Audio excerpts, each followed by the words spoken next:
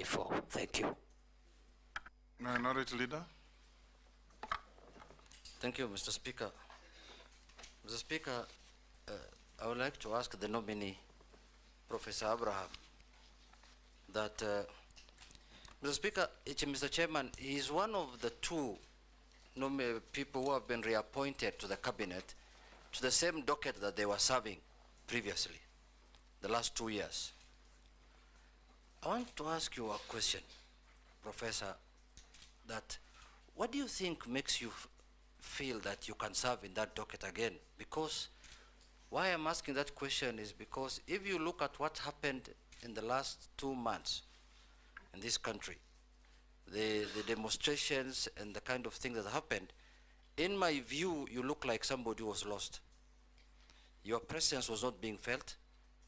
Your omnipresence was not being felt, if I may say so, because you could see abductions were happening, human rights abuses were happening, but the minister's voice was not being heard in that situation. What do you think, what makes you think that you can serve again in the same docket? But the next question is that you have also seen widely, you have been widely accused the last 2 months or the last 1 year that you've presided over human rights abuses from time you've been appointed CS till last month.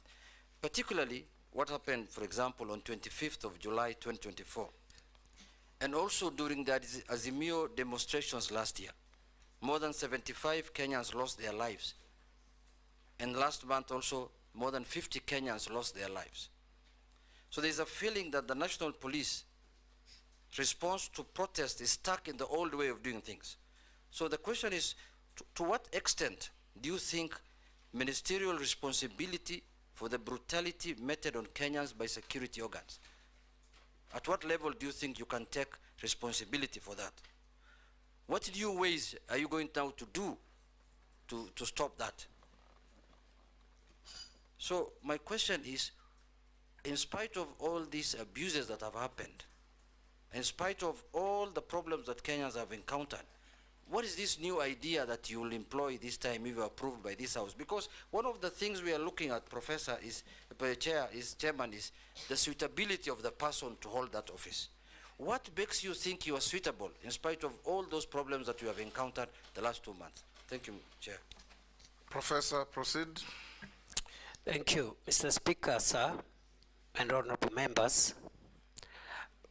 I was in office for 21 months, 623 days. I can account for each and every day of my stay in office.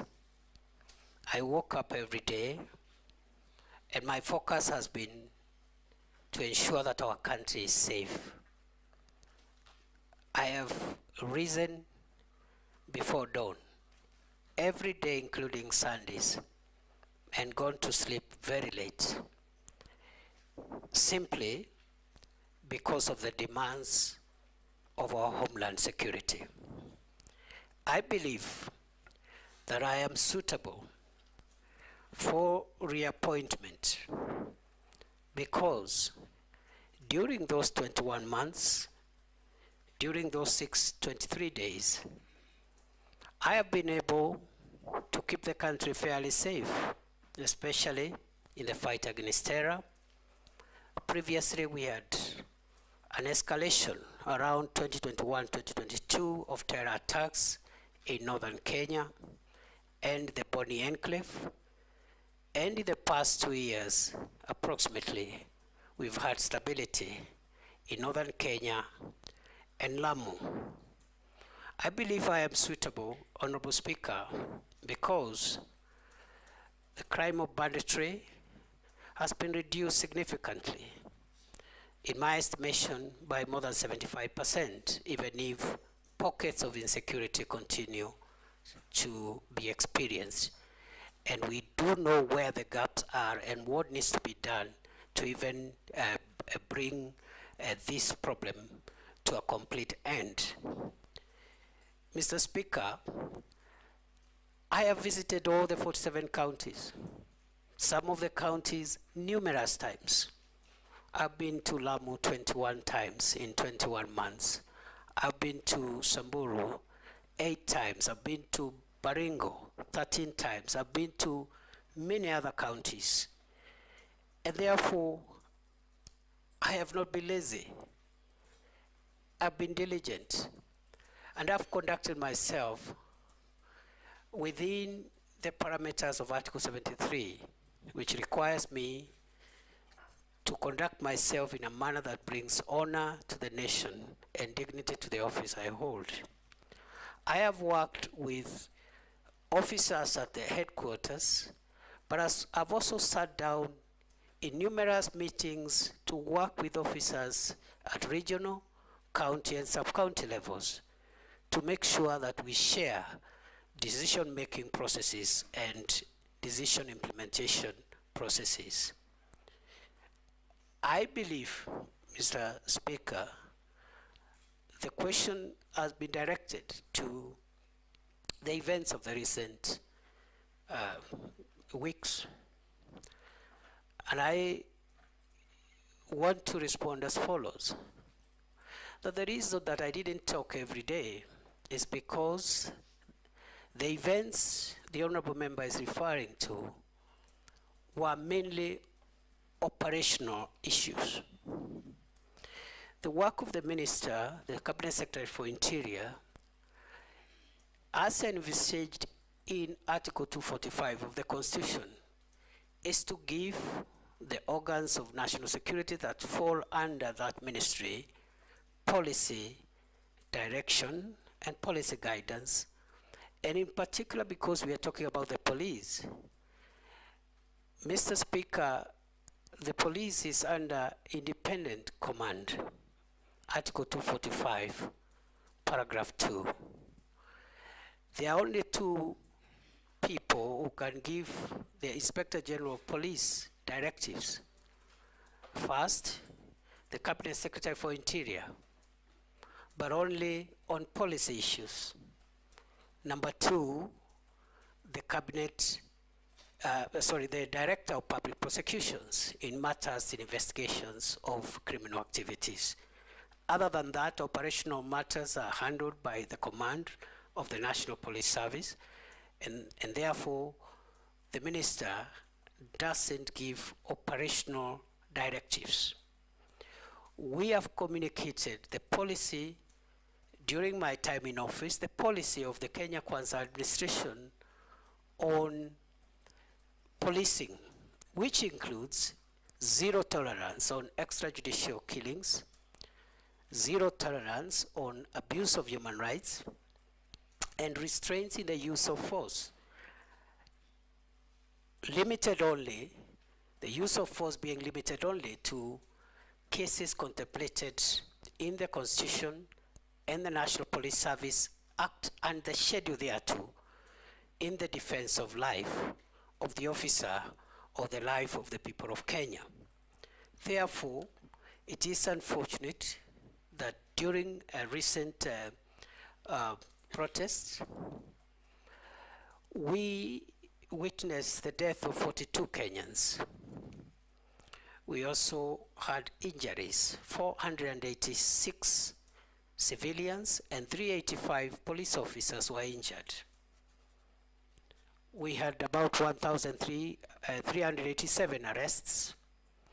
We had 54 police cars destroyed and 110 motor vehicles belonging to the people of Kenya also destroyed in those protests.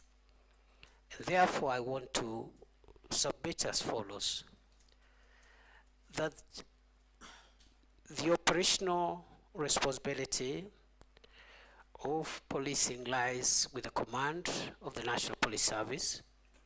It is my estimation that on a broader scale of things, generally, the police tried their best to protect the country against mobs of criminals, arsonists, and other dangerous people, including those who visited Parliament and wanted to kill parliamentarians and other people.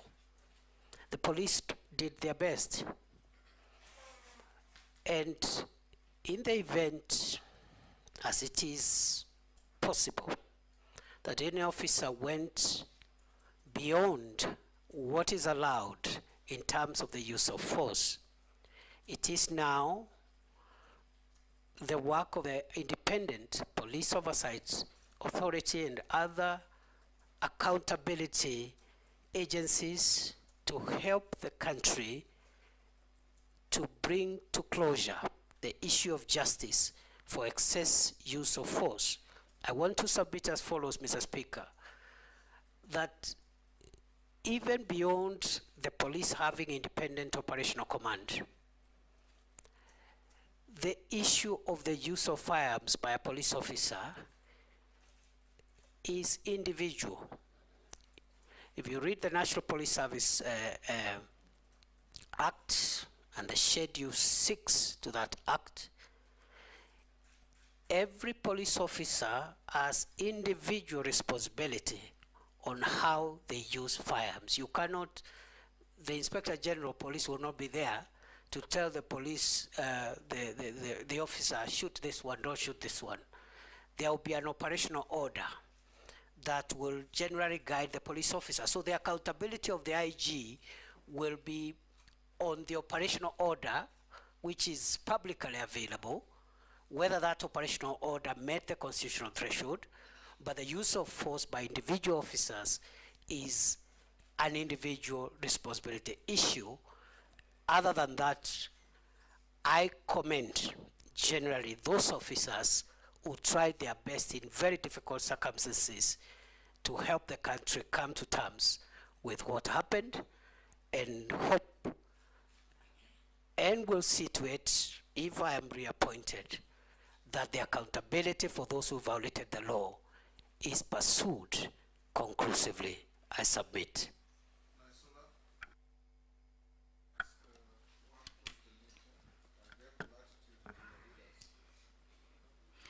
Thank you, Mr. Speaker. This question will just require yes or no. So then I'll be able